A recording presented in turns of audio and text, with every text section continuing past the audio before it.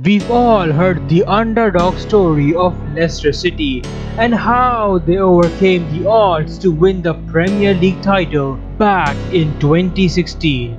But just 4 years prior to Leicester City's fairy tale, Montpellier had achieved the exact same feat when they won the Ligue 1 title back in 2012.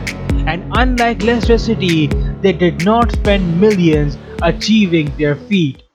Welcome to UW Football, and today we will be talking about Montpellier HSC, a club that did the unthinkable before Leicester City.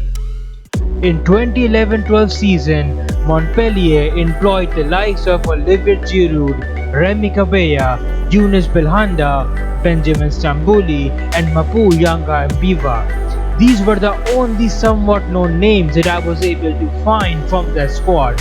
They were not a good team by any means. They were coming on back of a season that had seen them finish 14th in the league, just 3 points off of relegation, so nothing exceptional was expected from them. This and the fact that PSG was taken over by Qatari billionaires who in their first transfer window broke the Ligue 1 transfer record by signing Javier Pastore for £37 million. Montpellier's entire squad was valued at £29 million. So yeah, there were levels between these two teams. But that season, Montpellier's £1.7 million striker Olivier Giroud banged in 21 league goals, one of which was a bicycle kick goal against PSG, which resulted in him winning the Golden Boot. His performances that season was why Arsenal signed him. Up top, he was supported by Younes Belhanda, who that season was voted Ligue 1's Young Player of the Year thanks to his 12 goal involvements. He then made a big money move to Dynamo Kiev. Remy Cabella's trickery was very difficult to cope up with for the opposing fullbacks.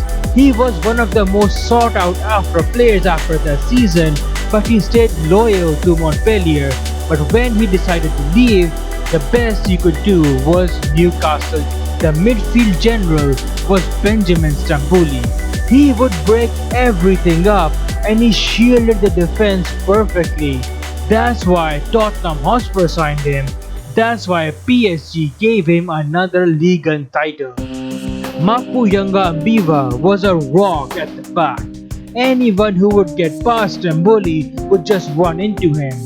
He post Montpellier went on to play for the likes of AS Roma and Lyon. These players had heart, grit and determination. They went on to win 11 games by 1 goal to nil. They knew that they could not roll over teams like their rivals PSG were doing, but they knew if they kept on doing what they were doing, then towards the end they might be able to achieve something. That little chance that they had became a reality when they went into the final game of the season, where they just had to win the game to seal the Ligue 1 title. Their place of visit was Auxerre, a place where they had only avoided defeat in 6 of their last 19 matches. And well to the routine, Auxerre took the lead that night, and it looked like it wasn't to be for Montpellier. But then John Utaka equalized for them. The second half then was a very nervy affair. There were 3 stoppages, flares were lit in the stands, eggs were hurled onto the pitch. The game went 41 minutes overtime, but this all did not matter towards the end as Utaka scored his second of the night, and that's how the score stayed. Montpellier won the Ligue 1 title over PSG. That summer, they lost a bunch of players as I mentioned earlier on in the video, and then returned to their old state of lower mid-table mediocrity. And with the millions that have been invested in both PSG and Monaco in the following seasons, it looks really hard for Montpellier to achieve a similar feat yet again. So yeah, this was a story of how Montpellier HSC, a club that did the unthinkable before Leicester City. like if you enjoyed, subscribe for more content like this, and I will be seeing you soon.